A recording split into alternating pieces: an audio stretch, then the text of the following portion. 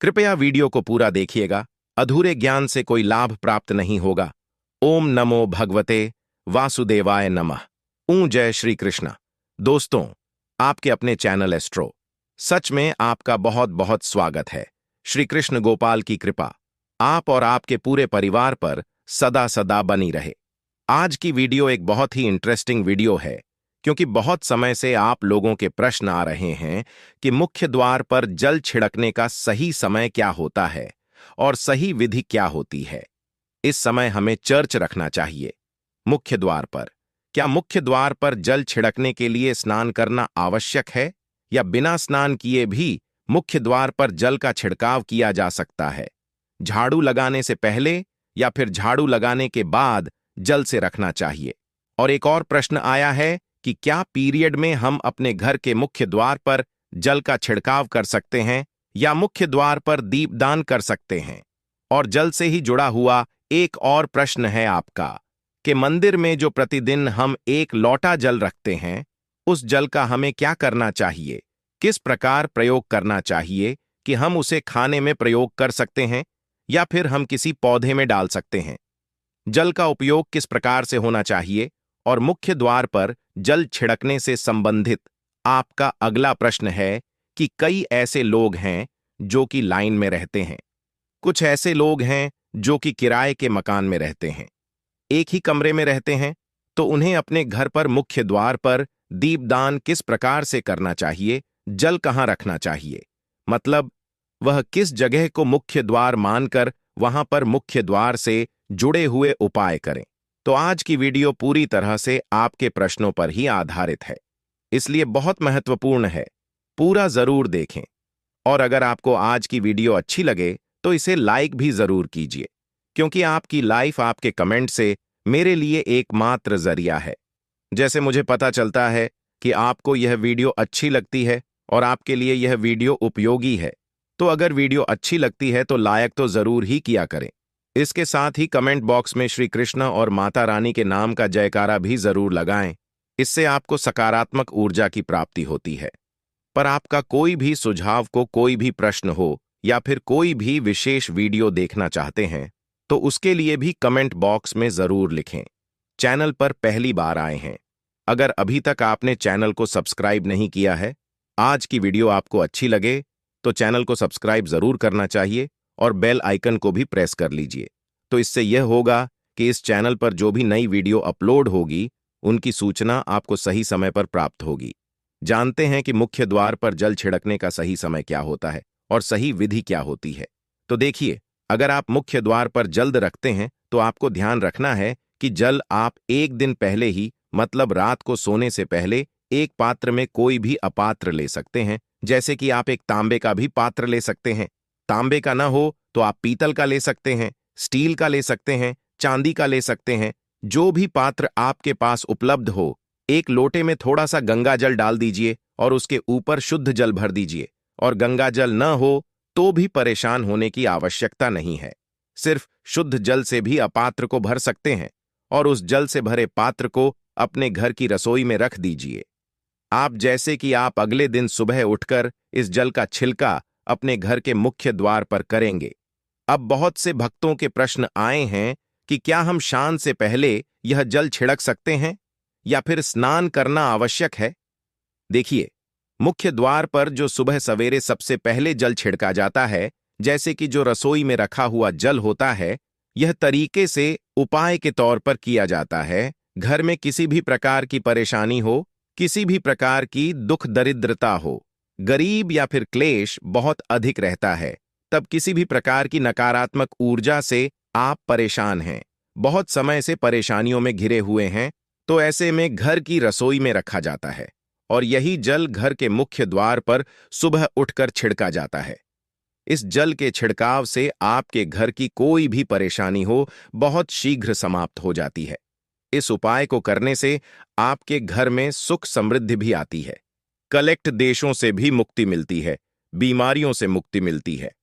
मत देखिए, किसी भी प्रकार की मानसिक परेशानी हो, शारीरिक परेशानी हो, आर्थिक तंगी हो, क्या आपके घर में कोई वास्तु दोष हो, किसी भी प्रकार का ग्रह दोष हो, जैसे कि कई बार ऐसा होता है कि कई लोगों के ऊपर कई प्रकार के बुरे ग्रह दोषों का प्रभाव होता है, जिसकी वजह से घर में परेशानियां हम मीसा बनी रह दी हैं। ग्रह दोषों के प्रभाव से भी आपको मुक्ति मिलती है। वास्तु दोष और पितृदोष भी समाप्त होता है।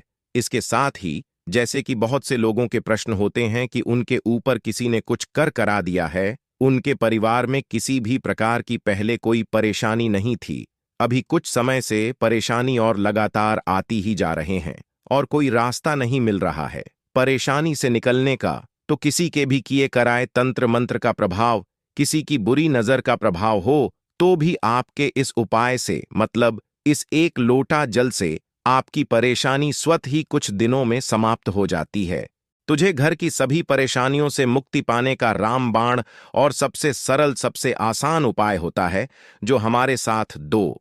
आप अपने घर की रसोई में एक लोटा जल रखी रात में भरकर और प्रातःकाल जल्दी उठकर उसी जल से अपने घर के मुख्य द्वार पर छिड़काव की थी। अब जैसे कि बहुत से लोगों के प्रश्न आते हैं कि यह जल हमें इस समय अपने घर के मुख्य द्वार पर रखना चाहिए, तो देखिए, सुबह सूर्योदय होने से पहले इस जल का छिड़काव आपके घर के मुख्य द्वार पर हो जाना चाहिए। अब चाहे इसके बाद आप किसी भी दूसरे जल से अपने घर के मुख्य द्वार को होते हैं तो बाद में भी तो सकते हैं, कोई समस्या नहीं है, लेकिन इस जल का छिड़काव घर के मुख्य द्वार पर सूर्योदय होने से पहले। और अब जैसे आपका अगला प्रश्न है कि क्या हमें स्नान करके इस जल का छिलका अपने घर के मुख्य द्वार पर करना चाहिए या फिर बिना स्नान किए भी कर सकते हैं। ये जो हम जैसे लगते हैं कि उपाय होता है, तो इसे हम स्नान करने के बाद नहीं करते हैं। सुबह जल्दी उठते हैं और उठकर सबसे पहले घर की रसोई में जाएंगे, उसके बाद उस जल को लेकर आप घर के मुख्य द्वार पर जाएंगे। मुख्य बार खोलकर मतलब मेन गेट खोल दीजिए और उसके बाद मुख्य द्वार पर किसी जल का छींटा दीजिए, छिड़काव कर दीजिए और जल का छिड़काव करते समय अपने पितरों का ध्यान कीजिए, माँ लक्ष्मी का ध्यान कीजिए, क्योंकि कहा जाता है कि सुबह सुबह महालक्ष्मी प्रत्येक बार पर आती है, सबके द्वार पर आती हैं। जिनके भी द्वार खुले होते हैं, जिनके घर में जल का छिड़काव मुख्य द्वार पर हुआ रहता है, उसके घर में वह प्रवेश कर जाती है। तो माँ लक्ष्मी का अपने मन में ध्यान कीजिए और एक तरह से प्रार्थना की है, माँ लक्ष्मी, आप मेरे घर में प्रवेश करें, मैं आपका स्वागत करने के लिए तैयार हूं। और इसके बाद अपने पितरों का ध्यान कीजिए, क्योंकि हमारे घर की दहलीज होती है, वहीं पर पितरों का वास माना जाता है। दहलीज पर जल के छींटे देते हैं तो आपके मित्र बहुत तृप्त हो जाते हैं, प्रसन्न हो जाते हैं और उनका आशीर्वाद भी आपको प्राप्त होता है। तो सुबह जब आप जल्दी करेंगे, इसके लिए स्नान करने की आवश्यकता नहीं है, बिना स्नान किए भी कर सकते हैं। और अब आपका अगला प्रश्न है, क्या झाड़ू लगाने के बाद हमें जल का छिड़काव करना चाहिए या फिर झाड़ू लगाने से पहले भी जल का छिड़काव कर सकते हैं। तो देखिए, जैसा मेरे आपको पहले ही बताया, सोकर उठने के बाद सबसे पहला कार्य जो आपको करना है वह जल का छिड़काव ही करना है। उसके बाद आप झाड़ू लगा सकते हैं, लेकिन एक चीज का ध्यान रखिए, जब हम सोकर उठे हैं तो सबसे पहले बिस्तर पर बैठे हुए हैं, अपनी दोनों हथेलियों को जोड़कर, दोनों तीनों को सामने से जोड़कर पूरी हथेली को देखा जाता है, उसने मां लक्ष्मी का ध्यान किया जाता है। उसके साथ ही 5 देवताओं का ध्यान किया जाता है। 5 देवता कौन कौन से होते हैं? मां दुर्गा, भगवान शिव, भगवान श्री विष्णु, गणपति गजानन और भगवान सूर्य देवता के देवताओं का ध्यान हम अपने हाथों में ही करते, हथेलियों में ही करते हैं।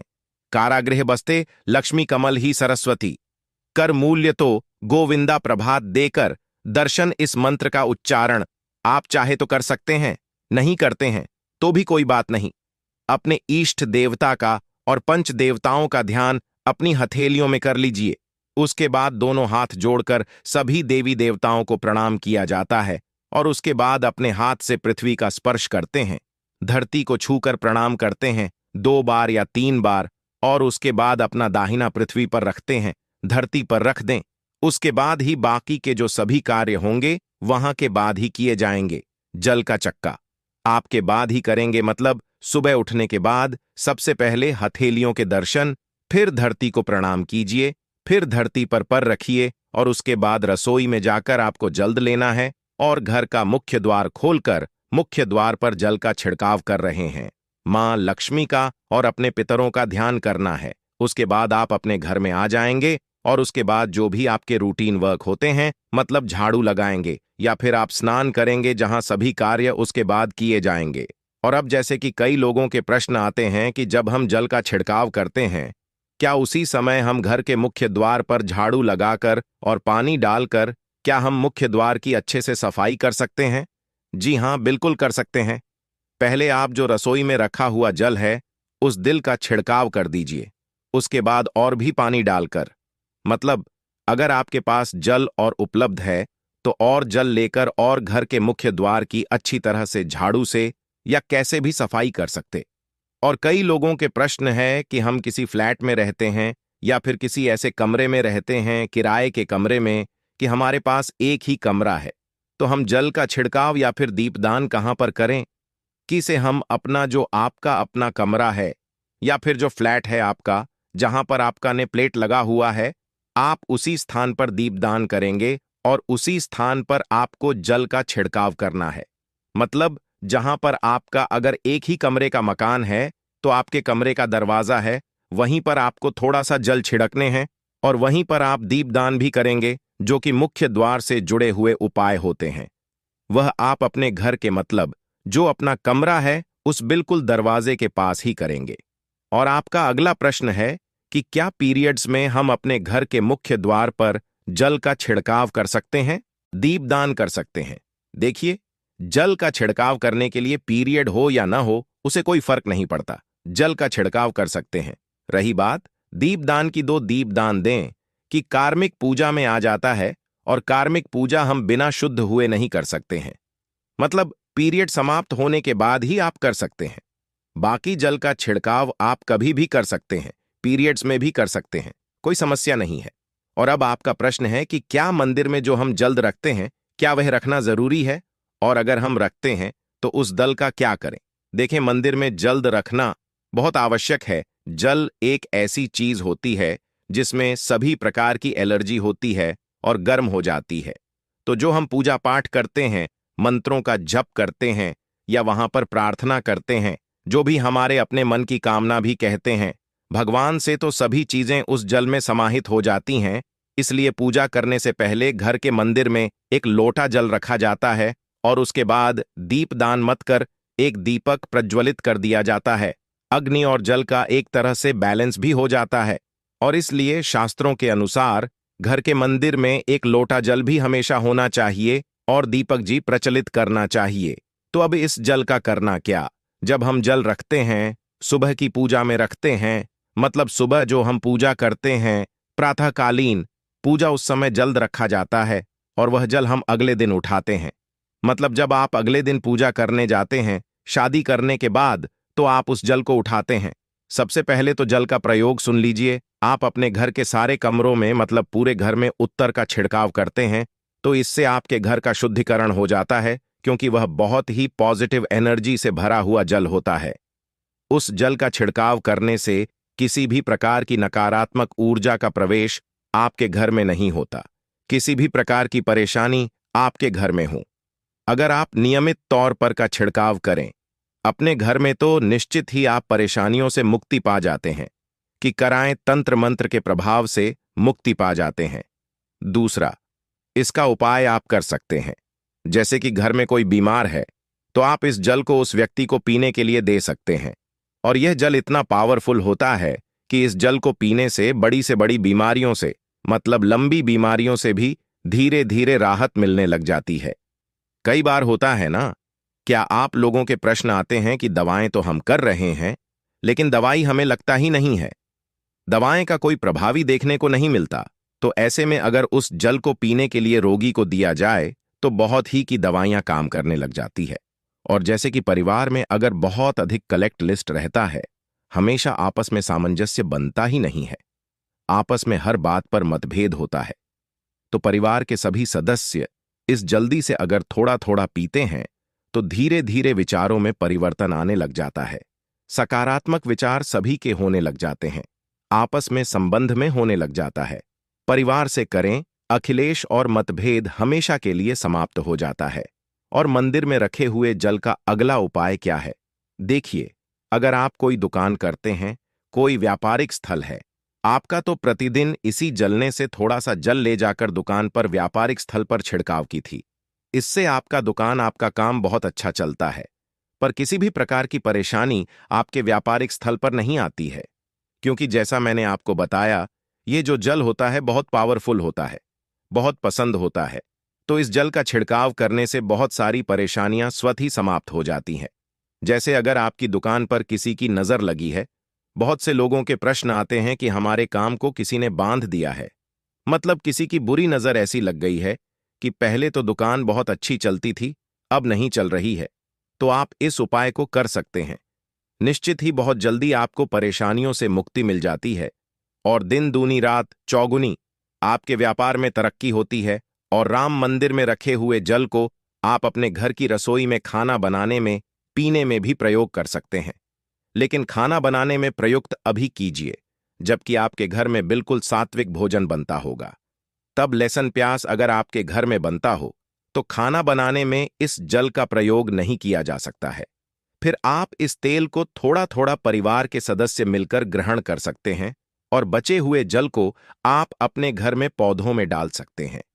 तो देखिए, ऐसा नहीं है कि मंदिर पर रखा हुआ जल बेकार होता है, किसी काम का नहीं होता है। बहुत सारे उपयोग इस जल के होते हैं। अगर हम सही तरीके से प्रयोग करें तो अपने जीवन की बहुत सारी परेशानियों का समाधान माचिस एक लोटा जल से हम कर सकते हैं। तो ध्यान रखिए कि मंत्रों से अभिमंत्रित जल बहुत महत्वपूर्ण होता है, बहुत शक्तिशाली होता है और हमारे घर के मंदिर पर रखा हुआ जल देवताओं का आशीर्वाद होता है, क्योंकि पूरे समय वह देवताओं के पास होता है। देवी देवता वहां पर रहते हैं, तो उस जल में हर प्रकार की शक्ति समाहित होती है, जो कि सकारात्मक शक्तियां होती हैं। और इस जल का प्रयोग सही तरीके से करते हैं, मतलब उसको पीने में करते हैं, खाना बनाने में करते हैं, घर में जल का छिड़काव करने में करते हैं, तो इससे हमारी समस्याओं का समाधान होता है। और अगर कोई भी कार्य नियमित तौर पर, मतलब प्रतिदिन किया जाता है, तू कहाँ मिला प्राप्त होता है। कभी कभी करेंगे तो निश्चित ही आपको इतना लाभ दिखाई नहीं देगा, लेकिन अगर आप नियम बना लेंगे कि हर रोज उसी जल से घर में छिड़काव करना है, घर में प्रत्येक व्यक्ति को थोड़ा थोड़ा पीने के लिए बचे हुए जल को पौधों में डाल दीजिए, दुकान पर छिड़क दीजिए, अपने घर के व्यापारिक स्थल पर छिड़काव कीजिए, बच्चों की बुक सेल्स में, अपने घर की तिजोरी में, हर जगह इस बिल का छिड़काव कीजिए और नियमित तौर पर कीजिए। चमत्कार आपको निश्चित ही देखने को मिलेगा। इसी प्रकार से जो रसोई में रखा हुआ जल होता है, उसका छिलका अपने घर के मुख्य द्वार पर कीजिए, तो इसका भी आपको लाभ बहुत ही शीघ्र दिखाई देगा। लेकिन इसे अपने रूटीन में शामिल करना होगा, प्रतिदिन नियम से यह कार्य करना होगा, तभी आपको लाभ देखने को मिलेगा। और हाँ, कई लोगों के प्रश्न आते हैं कि मंदिर पर जो रखा हुआ जल होता है, वह जब हम अगले दिन उठाते हैं तो उसमें कई बार कुछ चीजें बढ़ जाती हैं, कोई कीड़े मकोड़े पर जाते हैं क्योंकि खुला होता है। तो क्या हम उसे ढक सकते हैं? जी हाँ, बिल्कुल ढक सकते हैं। जब आप पूजा करते हैं सुबह के समय, तो जब तक पूजा कर रहे हैं, जब तक मंत्रोच्चारण कर रहे हैं, तब तक खुला रखिए। और उसके बाद जैसे कि आप ऊर्जा पर से उठते हैं, तो उससे पहले जल को किसी भी प्लेट से या कटोरी से ढक दीजिए। फिर जब आप अगले दिन उस जल को उठाएंगे तो बिल्कुल शुद्ध और साफ सुथरा जल आपको मिलेगा और उस जल का प्रयोग आप अपने किसी भी कार्य में कर सकते हैं। तो दोस्तों, उम्मीद करता हूं कि आपके सभी प्रश्नों के उत्तर इस वीडियो में मिल गए होंगे।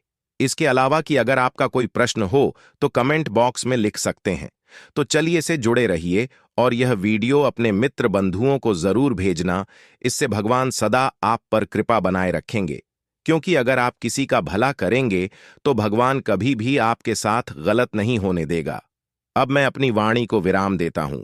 मिलते हैं अगली नई वीडियो में, तब तक खुश रहिए।